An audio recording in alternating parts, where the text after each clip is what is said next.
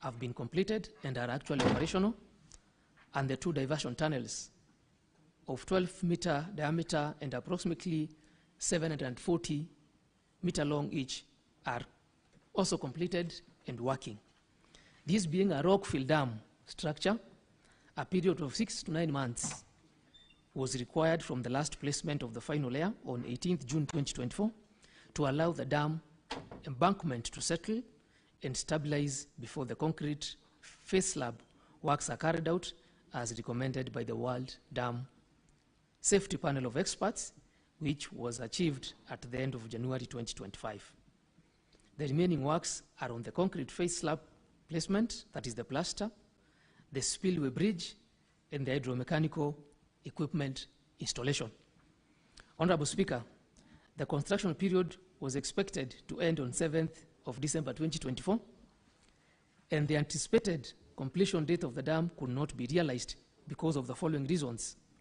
1, there were delays in work progress because of an increase in the dam height from 77.5 meters to 80.5 meters to increase storage capacity. 2, there were weak foundations at the dam at the riverbed, which was discovered during construction, necessitating excessive excavation and special treatment that took quite a while. And number 3, the global pandemic and the war at Ukraine that resulted in scaling down of labor force due to lack of explosives. And when I talk of explosives, Honorable Speaker, I'm talking about ammonium nitrates in the country during the period in the year 2020 to the year 2023.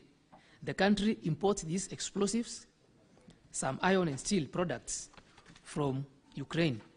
During this period, the available explosives were between 150 to 200 tons per month against a demand of 600 to 700 tons per month. In addition, during the pandemic, ammonia nitrates used to produce explosives were directed to the production of oxygen to support the fight against the pandemic. And we have letters written to the Principal Secretary in the Ministry of Petroleum and Mining to intervene and support the contractor to acquire these key supplies that were required at foundation level. Honorable Speaker, adequate time required to allow the dam embankment to settle before the concrete face slab, which is the remaining component, is done, has greatly reduced the rate of works. And this is because hauling of material from the quarry sites to the dam embankment has been completed. At the peak, just to give a perspective of the construction, the contractor had deployed around 77 trucks, 21 rigs, and 31 excavators, which made the site very active and very busy. The part 2 of the question, Honorable Speaker, was what has the government put in place? What measures has the government put in place to ensure the timely completion of the dam, and could the Cabinet Secretary give the timelines? Honorable Speaker, the remaining dam construction works are on the concrete face slab placement, the spillway bridge, and the hydromechanical equipment installation. These works were due to commence once the dam embankment settlement rate, and the rate is 5 millimeters per month and below, is achieved as advised and adopted by the panel of experts. The ministry is undertaking the following measures to ensure timely completion of the project. 1, the ministry and the dam supervision consultant, in consultation with the World Dam Safety Panel of Experts, has been monitoring the settlement level of embankment for a period of 9 months from July 2024 until the attainment of the recommended rate. And 2, as at 30th January 2025, all settlement recordings for the critical sections of the dam embankment had reduced to below the recommended 5 millimeter per month threshold and stabilized, ready to commence face slab construction. The ministry wrote to the contractor via the letter indicated on February 20th, 2025 to immediately commence the execution of the remaining works, which is on the concrete face slab placement. The government, through the National Treasury, has written to the African Development Bank on to avail adequate resources for the completion of the dam. The bank has commenced a routine contract appraisal to determine resources required for the completion of the dam, and the bank approval is expected in April 2025, and this will be effective by May 2025. In this regard, the project will be completed and as planned, and the first impoundment is expected to happen by the short trains in December 2025. The contractor is under clear instructions to ensure remaining dam construction works are completed by 30th October 2025. And finally, the contractor has submitted a revised program of works to adhere to the same, and the revised program of works is being evaluated. Honorable Speaker, further, the government has ensured there is adequate supplementary to budget and mobilized the required teams, that is the consultant, the dam safety panel of experts, the PIT, that is the project implementation team, for supervising the works and guiding in the overall operation of the construction management. Additional financing, to finish, through additional financing request, as explained above, has also been made. Honorable Speaker, honorable members, I submit, and thank you. Honorable Manzo.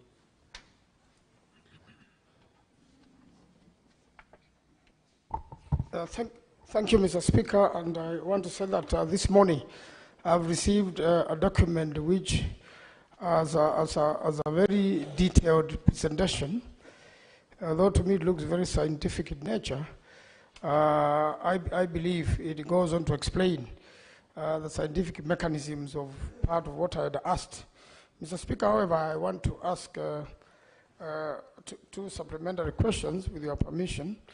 That I am aware that there is ADB funding in this dam and also the government funding in the same dam. What was the percentage of each, and whether the government of Kenya has met its part of bargain? And secondly, and the last one, similarly, there were people who are not compensated in this dam, and those were the ones who had succession cases or any pending cases in court. I'm aware all of them have been completed. Could the minister explain when they will complete compensating these particular individuals, since there seems to be delay, and following the matter of the National Land Commission, they have not been very cooperative, and maybe the minister could be able to explain if possible. I thank you, Mr. Speaker. Senator Kathuri. Honorable Speaker, I appreciate the answers or the response from the CS Water on Ndwake Dam. But, Honorable Speaker, we are constrained also to ask other questions also touching on other dams in the Republic. Mr. Speaker, you know the ministry is all the time saying they have no budget. As a House, we would like to know the dams that are ongoing, others that are proposed, what magnitude of money that we need to push so that all these dams across the country, you have irrigation projects, some are stoned, we have so many in our counties. So what type of budget does the ministry need so that they can be able to jumpstart all these projects, so that, Mr. Speaker, if every senator talks about his county here, you'll be surprised that many projects are stoned, others are proposed and have not started. So we are constrained even to ask questions, because I don't know much about one particular Ndwake Dam, where Senator Manzo comes from. But, Mr. Speaker, if the ministry at some point, through the respective committee, can give us what indicative figures they need, so that as the Senate, we can be able to put also our voice, so that, Mr. Speaker, we can really bankroll all these projects that are lying across the country, Mr. Speaker. So mine is not a supplementary question, but a comment to the ministry, so that at least we can know what we are looking for, especially on the budget, sir. Thank you, Mr. Speaker.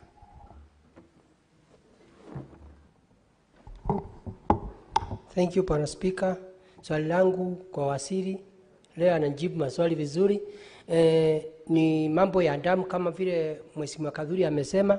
Ningeomba ruhusa unikubalie niweze kuuliza mambo ya damu ya Embu kwa sababu haiko supplementary, lakini ningeomba tu unipe ruhusa niweze kumuuliza hiyo maswali ya damu za Embu. Na moja huko katika Embu County kuna damu inaitwa Dhambana damu ambaye tunajua kama waziri watajenga inaweza kusaidia upande wa Manyata na Mbere South, inaitwa Dhambana damu. Na pia Kamumu damu kama unaweza kujenga inaweza kusaidia Mbere North. Na pia kuna damu nyingine inaitwa Those kama mtajenga inaweza kusaidia Runyenje sub-county na pia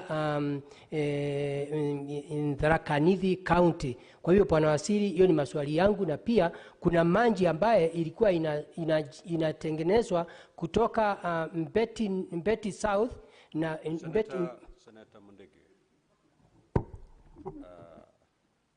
Certainly that's not a supplementary question.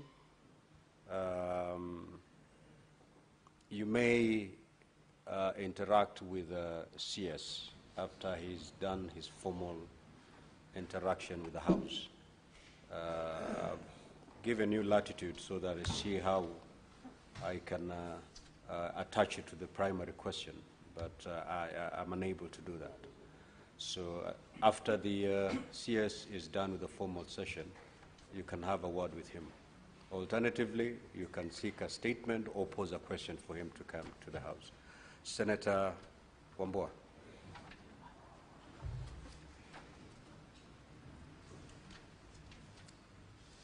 Thank you, Mr. Speaker, once more. As I indicated last time, Dwake Dam straddles across Makueni and Kitui counties. Speaker, I would have expected the CS to begin actually by apologizing for attempting to mislead the House and the country on the status of this dam. But that be as it may be, Mr. Speaker, my question is on the initial cost of the dam.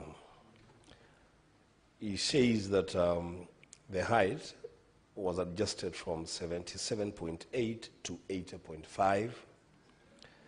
And then in the process of construction, they realized that there was a weak foundation on the dam, which needed deeper excavation.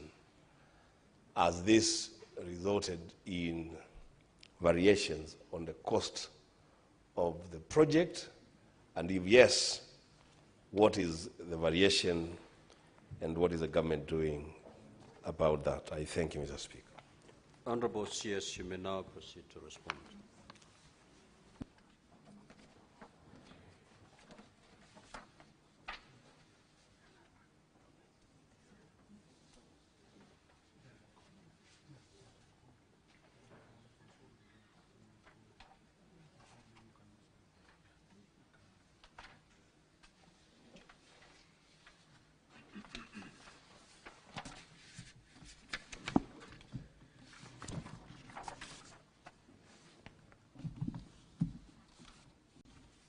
Thank you, Honorable Speaker. The first question by Honorable Manzo was what was the component, bearing in mind that the dam is funded by the government of Kenya and also the African Development Bank. The government of Kenya has funded the project by 6.782 billion, and the African Development Bank is meant to fund the project to a tune of 35.583 billion Kenya shillings.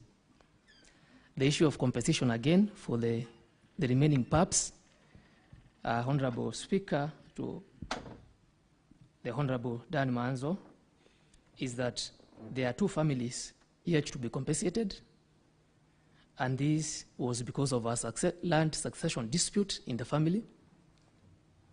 And these cases are ongoing, but the money for their compensation is with the National Land Commission. So once there is agreement, the two families will be duly compensated. yes, there is the concern by Honorable Senator Kaduri on the status of all projects, dam projects. If the Speaker allows, we can have a list of all dams ongoing and the amount of money required. And thank you for the gesture, because we actually need resources for us to complete those dams. The question by Honorable Mdigi from Embu. Honorable Senator, through the Speaker, you are welcome to the Ministry for us to have an engagement to give you the actual status of those 3 dams you have highlighted. And then there is the question by Honorable Wambua. Honorable Speaker, yes, there was 2 challenges because of the raise in embankment, and also there was the challenge of a weak foundation at the river bed, and this resulted to cost implications, generally as it is in engineering projects, and the cost of increase in height. And just to put it in perspective, whenever there is an height increase, there is more impoundment of water, because now the dam, the wall can retain more water. And also that has a cost implication in the increase of height, and the expanded dam now footprint was to a tune of around 2.4 billion. And then there was a question on the weak rock at the riverbed, and this required removal and treatment of the weak rock. That had a cost of 432 million, and that is clarified. Thank you, Speaker. I submit.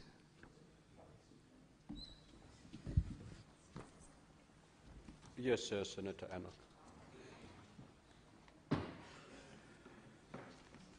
The question by Senator Enoch was on the depth, the original depth of this particular dam, which was later varied.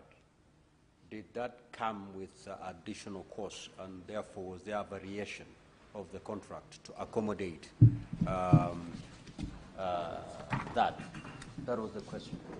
Thank you, Honorable Speaker. And yes, because of the increase in height, there is a cost implication for us to have more impoundment based on the surface runoff from the Adi catchment. And the cost implication is 2.4 billion Kenya shillings, and this was done in the year 2017.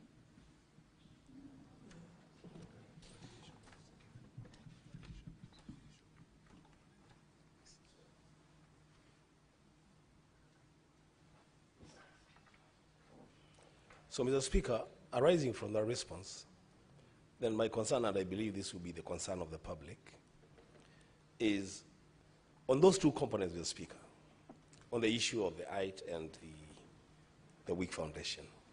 I'm very sure there is money that must have been paid by government to do feasibility study on this project. And the issue of how deep to excavate must be part of that costing.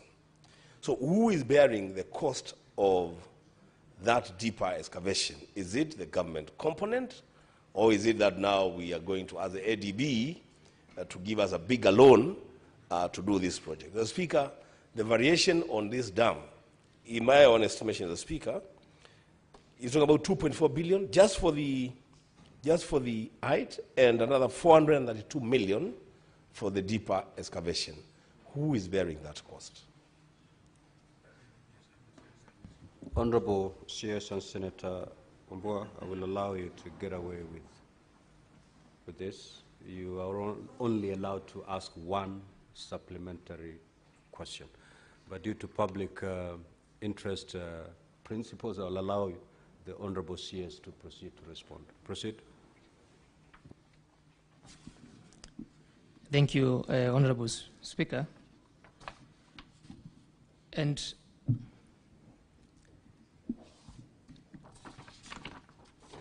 to give a perspective over the question and clarity is that whenever there is a variation in this project, we have to seek concurrence from Africa Development Bank. I'm informed that when this happened, concurrence was sought from Africa Development Bank, and they gave a no objection. And when you raise the dam from 77.5 to 80.5 meters, you retain more, which is the purpose of the dam, water harvesting from our catchment. And yes, whenever there is such a change, there is a cost implication, and that concurrence is always sought from the bank that does usual and routine contract appraisals and gives no objections. I submit. Lastly, Senator Omtata. Mr. Speaker, thank you. The Honorable CS has referred to an IDB loan. I would like to know whether that loan is an A in A, an appropriation in aid, or whether money was given directly to the government of Kenya and it was put in the consolidated fund and is being supervised by the control of budget. And if it's an A in A, what is the justification of a bank getting into an A in A arrangement for financing the TOKA Dam? That's my question, Mr. Speaker, sir. Honorable CS, you may proceed to respond.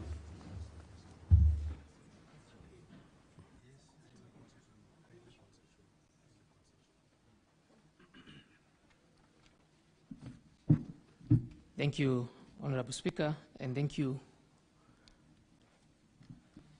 Honorable Mtata.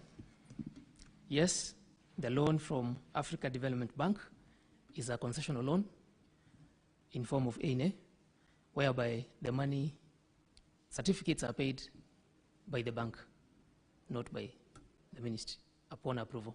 Thank you. Thank you so much, Honorable CS. We will now move to question number 024. Honorable CS, you are free to leave. Thank you, Speaker, and thank you, honorable members. I appreciate it. Senator Omtata, we have released the Honorable CS. Absolutely, Honorable Omtata, please.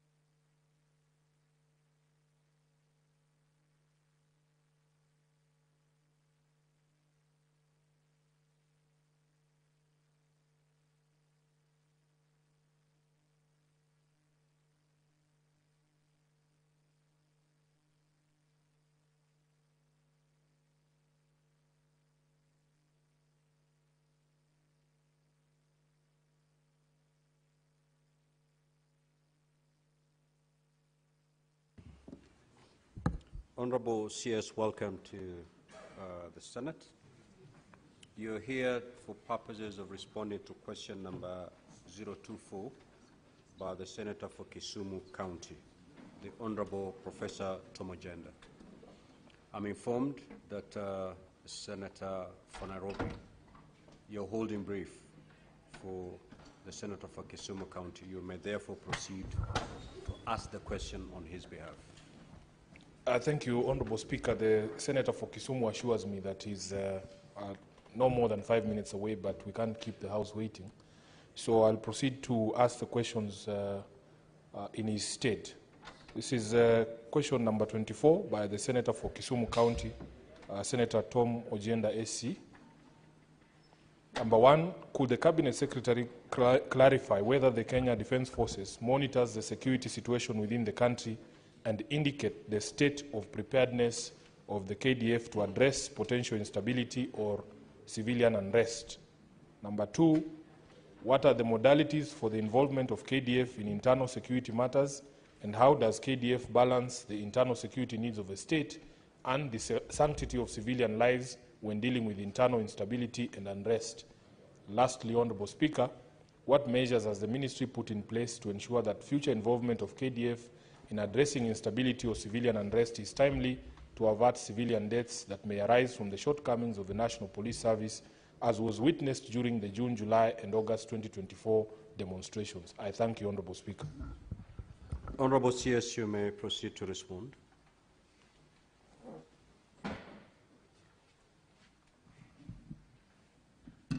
Thank you, Mr. Speaker. And let me say that I'm glad to be back in this House in my new role as the Cabinet Secretary for Defense.